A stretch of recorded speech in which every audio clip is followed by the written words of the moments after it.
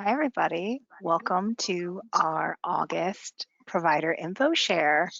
We're trying to get Kara's audio connected in so that you can hear a whole bunch of updates. There's so much happening right now in the world of home and community-based services and long-term care services. And we appreciate you hopping on to get some information. I'm hearing, I think, Kara, I might be able to hear you now. Maybe she can't hear me. That's okay. So what we can do is I can share my screen. I have our provider agenda. It's also in your handouts if you would like to open it up and use the links that are included in the agenda to travel. Oh, hey, Kara. I think I'm in. You are. I can hear you now. All right, awesome. Would you All like right. me to share my screen or do you want to share? Let's see.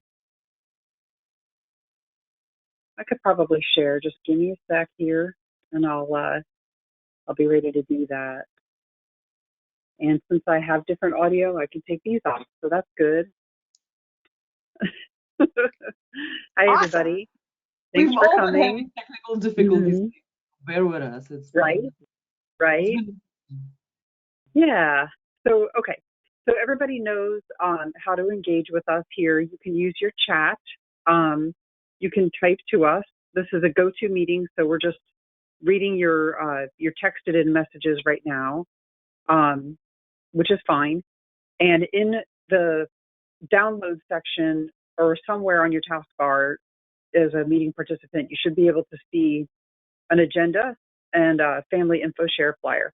Now, if you're on a device that doesn't download anything, like it's a lot of times if you're on a phone, it's not going to do it, or a tablet or whatever, it just doesn't download documents. That's okay. If you don't see it, don't worry about it. We can send this to you by email after the session, as well as posting our recording on the on our YouTube channel. So let me see about sharing my screen here, and we'll get to it. All right, show my screen. Change presenter to myself. That's cool. I'll do that. And show my screen.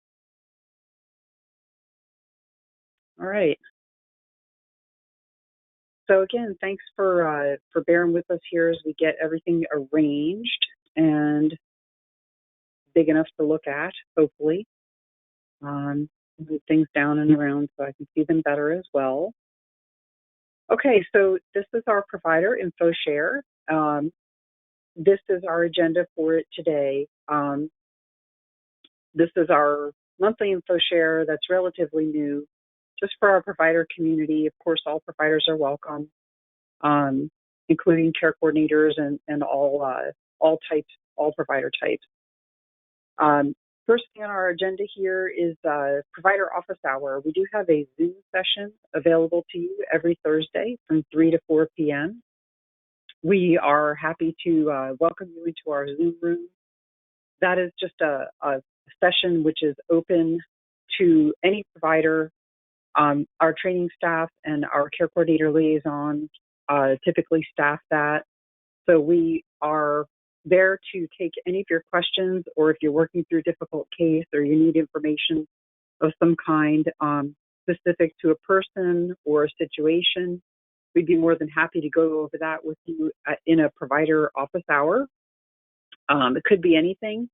Could be matters related to people, could be matters related to Harmony if you happen to be a provider who uses that, a care coordinator, or even our long-term care, our PCS admins, or even our long-term care nursing facilities use it. But anyway, we do have encrypted rooms that we can share with you. We can put together a Zoom room private for you and staff if you have protected information to talk about. and just need consultation like that. So we're super happy to help you with that. Next up is our family info shares. We're happy to be presenting information specifically geared towards families and individuals who we serve. This is new for this year. We've done a few already. The next one coming up for family and individuals served is going to be September 1st. We're going to cover the shared vision, the support plan, employment services, and planning for safety. It is a Zoom session. As you can see, exactly the same link as our regular meeting. It's an open session, so people don't have to pre-register or anything like that. If you could share that with individuals and families who might be interested in getting a presentation about those topics and some discussion time with us, that would be wonderful. All are welcome. And then September 26th, we have a webinar that we have run before for individuals and families just about eligibility for waiver services, all the waiver types. We're prepared to present about eligibility, getting started, what to get together, what to understand about applying for waiver services, and what to expect, resources and things like that. Again, the same Zoom link. Now, I don't have the times on that, but I think the first one, the info share, is, I don't know if you want to jump in and tell me the time of that. I think it's 2 to 3, and then the one on the 26th, I think is at 12 noon. Sorry, over the lunch hour. Actually, you know what? They're both over the lunch hour. Never mind. Family stuff we do over the lunch hour, so it's 12 noon. I'm going to try to make it a little bit easier for families to attend. All right. Next up is FAQs on the flexibilities ending on November 11th, 2023. Just went out within a few hours ago. They were done by eAlert. If you haven't gotten it, please check your email or perhaps your junk mail. Maybe it went there. I don't know. But it's a nice big document, and you are welcome to go ahead and download it. And you can also check at any time our archived eAlerts on our website, and I can show you how to do that in just a second. Let me find that for you. I'm going to pause my sharing here, and I'll go out to our web just so I can find that for you. In the meantime, go ahead and put your questions in if you have any. The idea about the about the FAQs is that it does answer your questions. So best we can say right now, since we all received it, is just take a look, make sure you got it. If you have further questions about it, you can always come to our provider office hour. You can email us at sdstraining@alaska.gov, and it'll take a little bit, I think, to digest it because it's quite a big document, which is good because there was a lot of answers that we needed on it. So you should be seeing our website here, and what we do with this to get to our previously released eAlert and our currently released eAlert. On the right-hand side, you just go all the way down here to archived eAlert down at the bottom, and I'll just grab my spotlight here so you can see it better. Archived eAlert, and I'm going to go ahead and click on that with my regular tool here. And so you've got a list of all the eAlerts going back for a number of years, but today we're just looking at August, the newest one.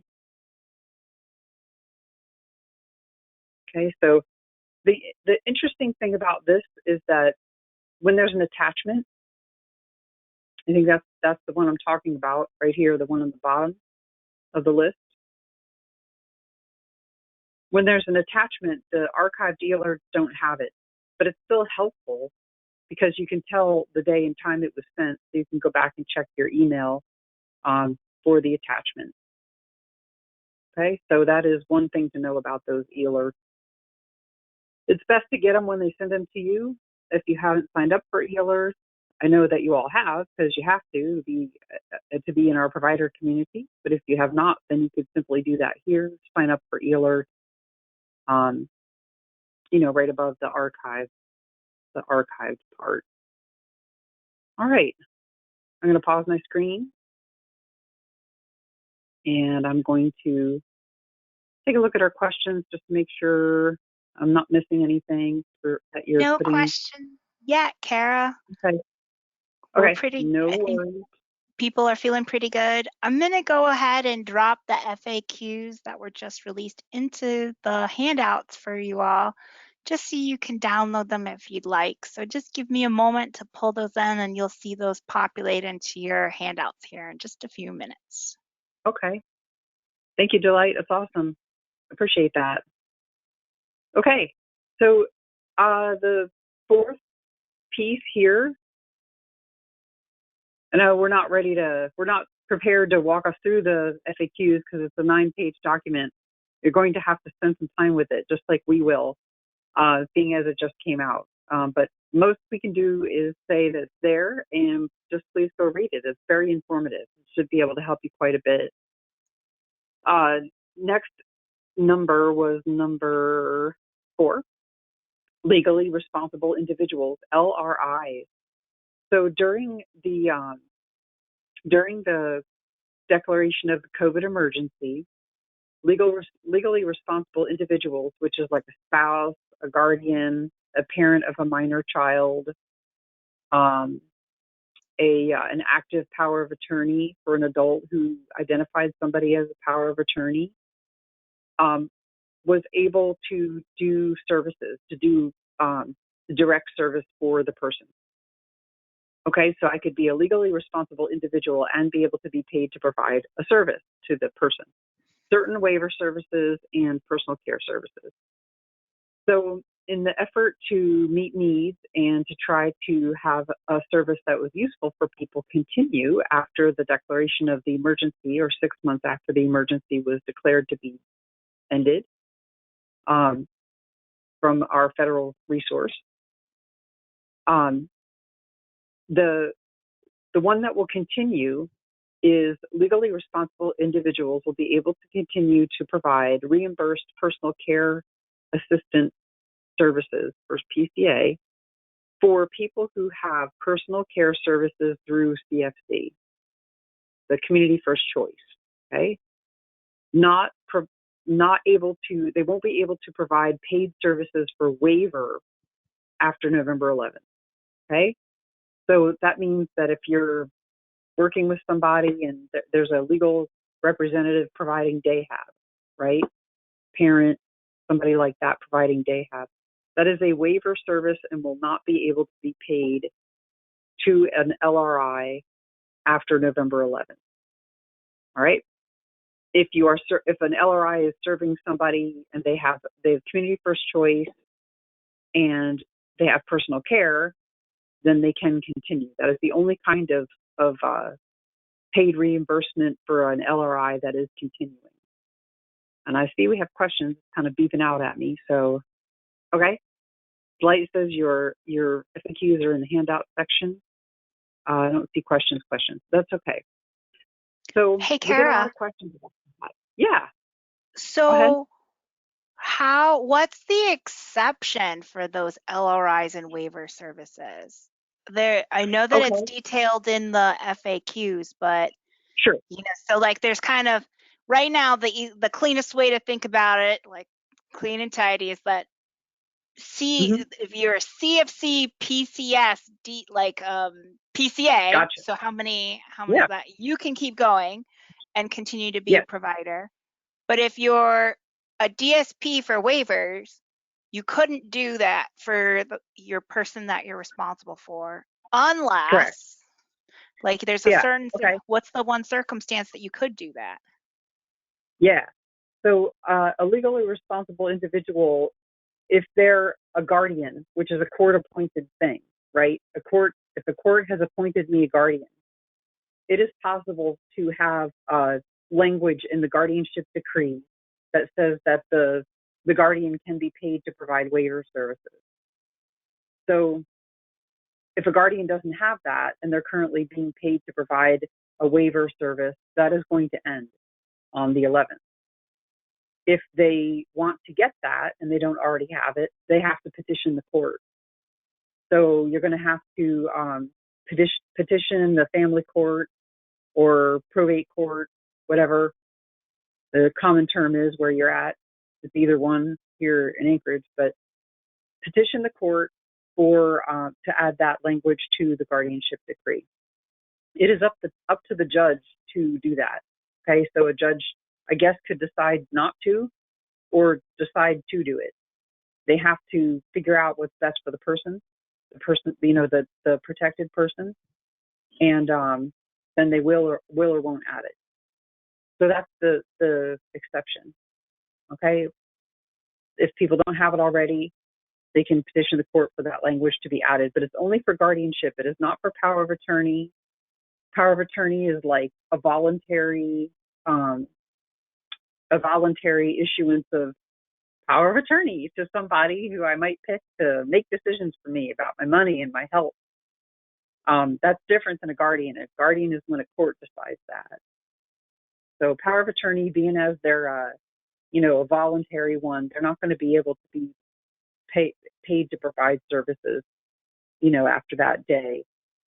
There's a little clause around that too. If a person has elected a power of attorney, they can you can have as many powers of attorney as you like, people to make decisions for you. And this goes back to way back many years. If I have a power of attorney and I want that same person to be my paid provider, as long as they can meet all the other requirements of being a paid worker, I can actually establish another power of attorney, a different person, to be the one that signs off on my paperwork and the one that authorizes the care. It just can't be the same person who's providing the care. So I can have two powers of attorney. One of them is not active, and the other one is active, and the active one is signing off, and the non-active one is doing the care. So, it's more paperwork to do, but it's another way to look at it. Does that help? Yeah, I think so. I think we have on here questions, concerns, and if you're kind of confused and have feedback on it, you can use the civic process to engage in discussion on LRIs. So who would you contact, Kara, for that? If you are, every citizen, every Alaskan can make their voice heard to their legislator. You can contact your legislator's office. There's a lot of resources out on the web for that, for who is your representative. You can also contact SDS leadership or our policy team. I know that there's a generic policy email to it's on our policy page to make your thoughts evident. This has always been an option for anyone who is a stakeholder, who has an interest in the outcome of the different policies and practices and programs that SDS runs. It's all publicly funded, so you can comment to your legislator about it. And sometimes it gets traction, is the way we put it. And people introduce a bill, and then a bill goes around and goes back and forth, and then it becomes a law. And sometimes it doesn't. So that is how it's just kind of like a mini tutorial on the civic process that is available to all Alaskans.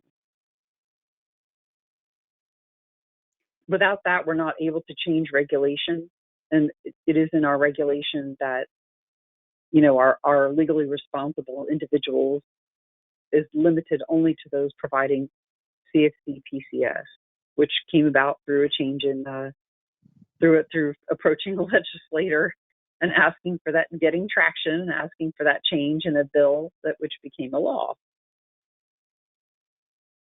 All right. So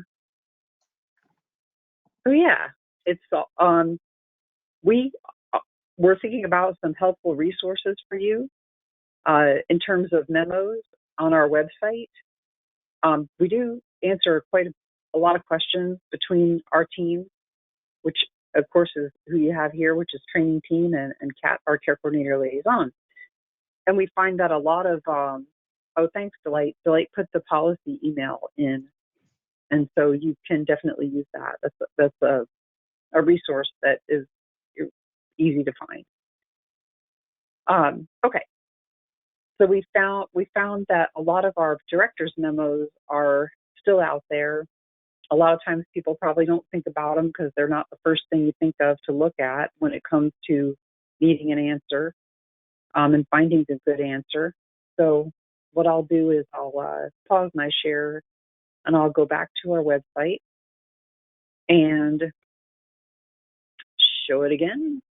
And I will share with you where to find directors' memos.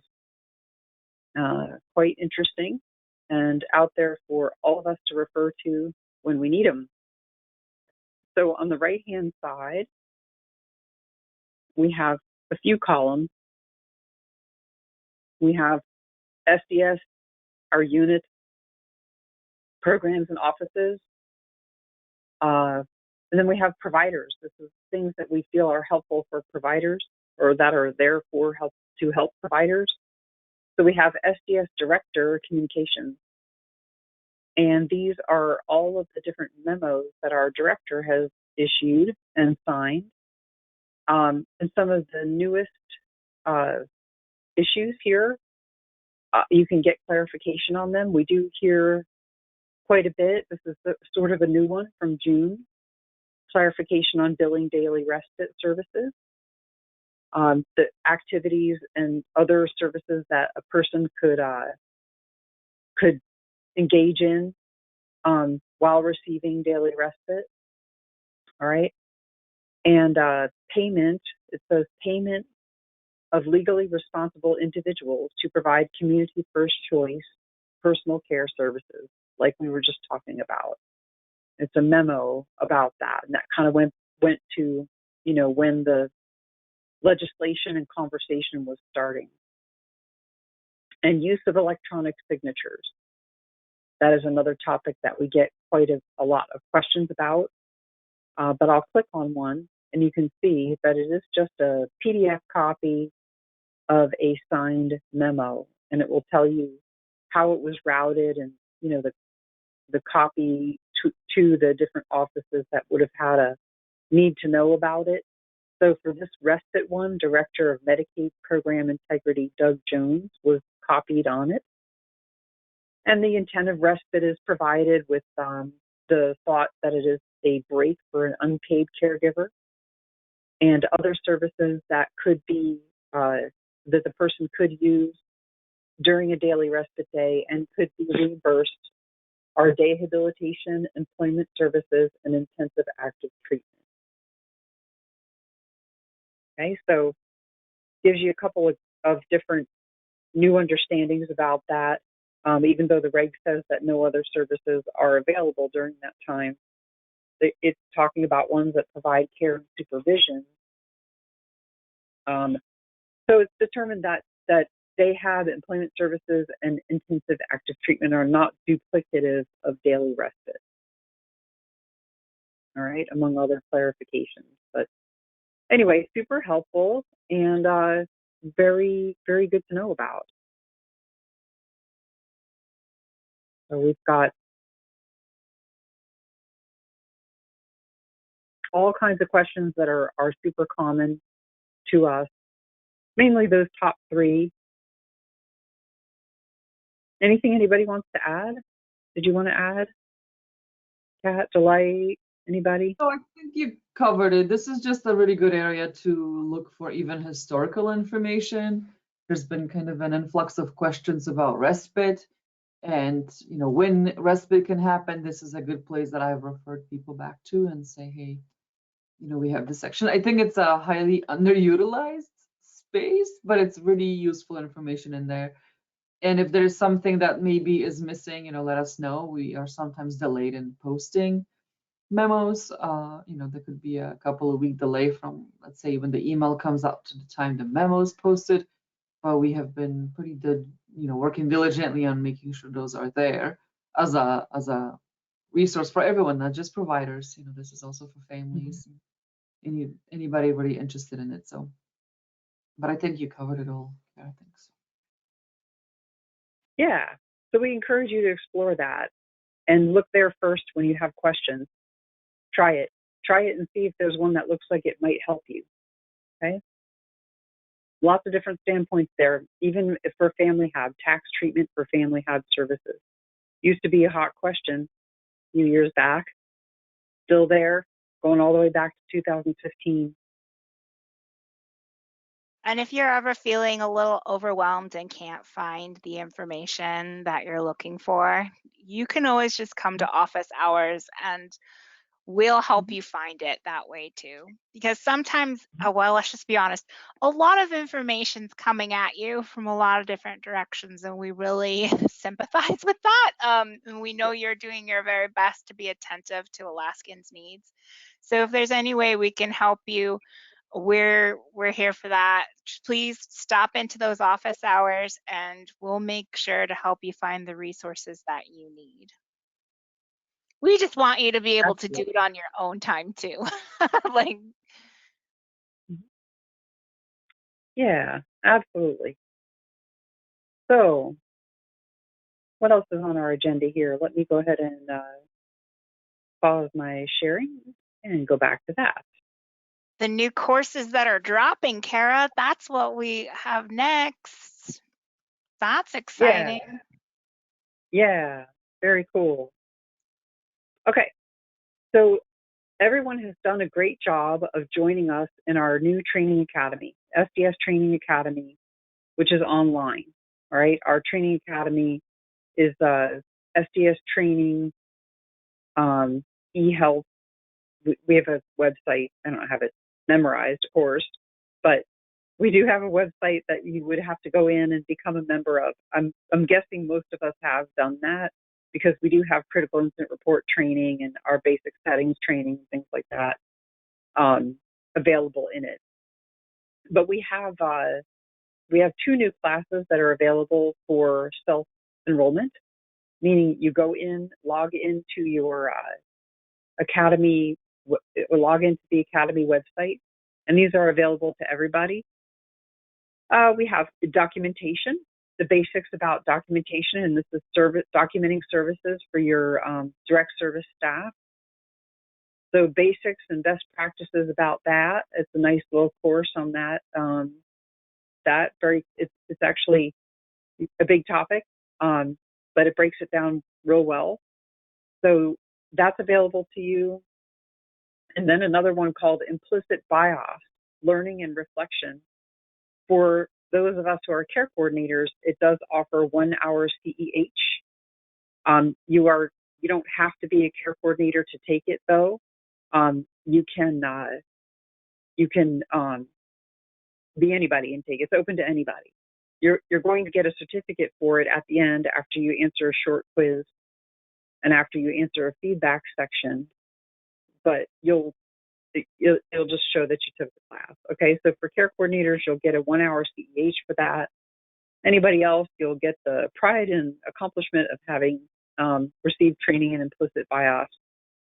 And implicit bias is a mindset that just through a person's history and their learning creates bias towards or against certain associations or people, things, situations. It's a class that highlights the implicit bias tests put out through Harvard University, which are completely confidential, and we do not retain any records or have any access to any data that you as a learner, if you were to take that class, would put in. But we do ask you to take two tests for implicit bias, and then to provide some answers to a quiz and an optional forum if you want to share your discoveries with others. So just a different kind of class and a different way to think about it. We should always work to reduce implicit bias. It is something that everybody has because there's just no way to be a grown adult and not have it. It just doesn't exist like that. But there are ways that we can address it that are easy, and you can start with this class. That's why we have it. So just Easy and my no risk. revelation from that, I was really surprised at how many different versions of the test there were. In my mind, I was like, what? There's like 5 types of bias, right? Like that's it. But I was floored at all of the variety of ways that you may be making an assumption just without realizing it. And so it was really interesting to scroll. It's a long scroll through all of the different tests that you could take, and just exploring what you may not be aware of about yourself. And that's really helpful to explore and to grow as a person in like in a professional development sense. So Yeah. definitely consider taking it and challenging your assumptions and your bias. It was pretty Mm-hmm. interesting. Yeah, and it's kind of fun too. It's kind of game. It's a little bit like a game. You have to do it as fast as you can, and there's no risk to it at all. We ask you to take 2 of the quizzes. One of them is about disability because that's our world, right?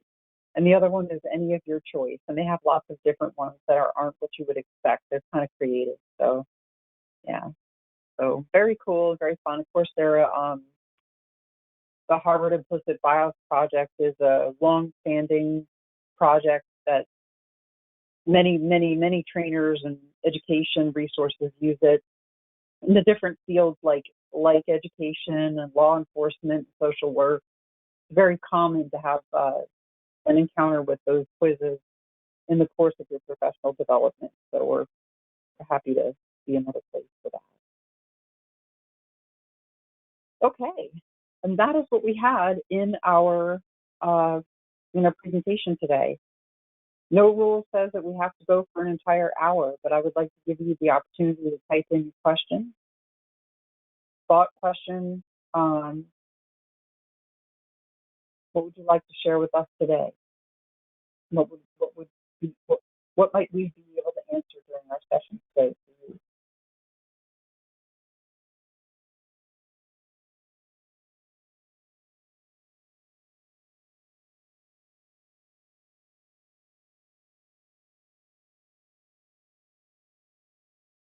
There's Any one news question. on, any news on, I just saw it, COCA correct training.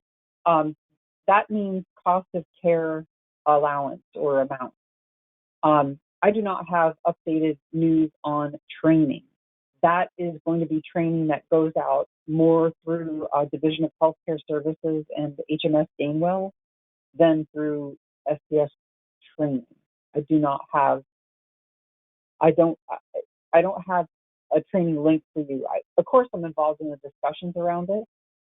The essence of it was some of our provider types didn't have cost of care amounts deducted from their billing, and that's what the question is about. It's about how do I do that? How do I deduct it? What do I do if it's not automatically deducted? But great question. Thank you for that. Just stay tuned. You'll have more information coming out, probably on an e-alert where teams are working. It's quite a collaborative, the COCA training. Okay, is the CFC class available yet? Take it away, Delight. You guys, we're in the testing phase to quality check it, and it should be released to you to take in the next 2 to 3 weeks, if not sooner. So I'm so happy that you will be able to have access to this class, and you'll be able to explore CFC. That'll be the course. You may actually see it pop up in the academy soon, but it will be it'll be locked until it's open for everyone. So we're just testing it, making sure there isn't any weird glitch where you can't print your certificate or something odd like that. So that's where we're at. Like, we're just making sure that all of those nuts and bolts are tightened up so that you can access it whenever you want. Mm-hmm. Yeah. I would definitely want to give praise and props to Delight for that, developing that class series, and our larger team too. And I definitely want to give props and praise to our team members, Cassandra Lynch, for um, helping to develop the. We have another training we didn't talk about, but it's for our new program admins for PCS, PCA, CFC, PCS, and Cassandra Lynch and Damon Silva for the documentation training. And they have worked hard on developing those, and that documentation is available to you now, as well as the PCS one. But only if you're a new program admin, we have to enroll you in. When you go into our website, our training website, you'll see some classes that you can self-enroll, and then you'll see some that are listed, but you'll say, oh, I want to take that one. And it'll say you cannot self-enroll. You click it, and it'll go, you can't self-enroll. What that means is that you just email SDS training at alaska.gov, say, I want to enroll in this. We'll enroll you from the back end of it, and then you can take that class. You'll be able to see it after you let us know. There's only a few that are like that. One of them is that program admin. It's quite a long class, and it's not, it's required in red for certain situations. The care coordinator renewal class, the renewal testing is like that too. So, if you see something and it's not available, it's just because we have to have certain circumstances people would take it. But if it is available and you have the time and you have the interest in it, then you can certainly take it.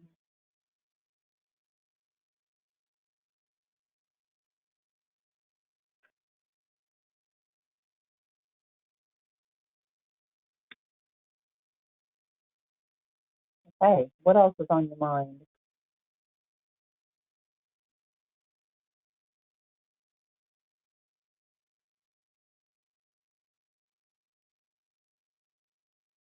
We continue to develop new classes. We're hot on the heels of a class about restrictive intervention. That's been kind of a long time coming. So, this was a nice collaboration with our training team members, of course, Cassandra Lynch and myself and all of our training team and our nursing staff and some of our colleagues over at licensing. And we'll get a nice, a quality restrictive intervention training out for you. Everything, the information is still being put together and vetted and drafts being made, but that is probably one of our next ones that'll come up. Question says, is there a current mandated reporter training or use the one on SDS already? There is mandated reporter training in our academy, and it is the same PowerPoint we've been using. I don't have it's updated in terms of like the most updated regs, which they did change a few years ago, but it's not different than one. We don't have an update to those regs. We have settings in there. We have, of course, critical incident reporting, which is new. That's an updated one. I should probably talk about that. We do have an arrangement still where your program admins and the agency trainers, like, an agency might have a staff person who trains others, right? And it does say in our provider conditions of participation that you can have a staff trainer who has taken the critical incident reporting from SDS. You can have that person train others at your agency. So that's fine. That person can come and get their certificate and get the training in our academy. Our academy also offers a place to download all the materials. So if they want to use the materials to train their own staff, they can get them there. So if you have a staff trainer who's setting about to train your staff on critical incident reporting, then they can go into their membership, their online, learner account in our Academy, and they can get they get all the materials from there. So the other thing to know is that we did put up a new video, new-ish, I want to say by 2019, I think, maybe sooner than, maybe newer than that. We did make a video. We took down the old video that had been viewed the most times of all of our videos on the YouTube channel. And it was great because I was really happy to see that people really, a lot of time looking at critical incident reporting video, but there's a new one up. And you can still see that on YouTube, but it doesn't offer any kind of training, certificate from us on YouTube. It's just you watch the video. But if you're there with your staff and you're training them and you're going to give them your own certificate, then you can use that one. You can use the one on our YouTube channel. That's for sure. All right. Question says, I took incident reporting in January 2023 for research. Is that still good for 2 years? It is good for 2 years. And in fact, the certificate says good for 2 years from this date. The date you earn it, right underneath it says good for 2 years from this date. So just go back to your certificate and look at that. Yeah, keep your certificate. Our system will email it to you. Keep it handy. Keep it organized. Hey, Kara, this is Cassandra. All Going right. through our training, and we're learning that if you do not mark done to go on to the next training, or if you're just going in there taking the exam and not reading the materials or going through any of the videos of the materials, it will not create you a certificate. So you will have Correct. to go back through the training and do it all over again to get your certificate. So Yeah, if you have you're not right. received any Mm-hmm. certificates from any of the trainings you have done, just go back and redo them, because that means it's showing us you haven't went through each step completed. You just kind of fluff through the trainings, and that is not the purpose of the training. It is kind of so that you can understand the material that's out there, so that you'll be able to do your job a little bit better. Okay, so please go Mm-hmm. back through so that you can receive your certificate, mainly if you have to do this for a certification. Yeah, I agree. It's great clarification, Cassandra. Thank you for that. The courses will have an instruction in the very beginning of them. It'll say, like, what do you have to do to finish this course? And for our critical incident reporting, for sure, you have to mark each question done, because you won't get to the next one until you mark it done. And the nice thing about it's a little confusing, and sometimes folks have complained, and I can understand why they do. But if you don't get the score of 80% or higher, you won't get a certificate. So people ask, like, hey, Kara, I want to go back and fill in the ones that I missed, or fill in the ones that I skipped, or I forgot to mark them done. And I just say, you know what? Just submit it. I don't want to submit it. I know it's going to fail. There's no judgment about it. Just submit it and try over again from the beginning, because that way you'll learn, and then you'll have another opportunity to finish the quiz. And it doesn't matter how many times it takes to finish it. You're able to go back and do it again. The most important thing is, like Cassandra said, that you spend some time with the material and that you actually learn it.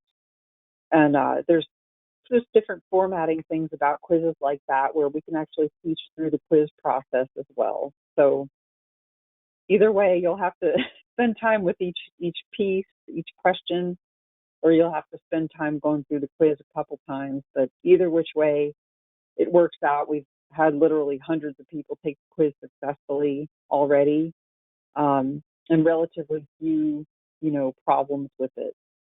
So just make sure that you're following the directions about how to engage with the course, and you should be okay. And of course, we're always open to, if there's a problem or a hiccup, then we're happy to go fix it, because it is an online system. So occasionally it might have a glitch. We're learning it too. So if something happens, I would encourage you to go ahead and email us, sdstraining@alaska.gov. We'll look into it. Yeah.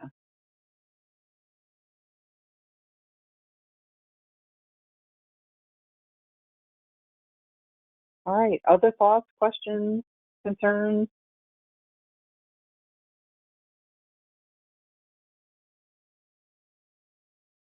All good on my end. It looks like the chat's getting pretty quiet, or the questions box is pretty quiet. But if you Okay. have a burning question later, you know where to find us. Yes. You can always email us at sdstraining@alaska.gov. Come to our provider office hour each week. We're there for you. And we'll go ahead and close the session. And, no rule says we have to stay here the whole time. We'll give you an extra few minutes to go check out those FAQs. All right? All right. Thanks again, everybody. Have a great rest of the week. Bye for now.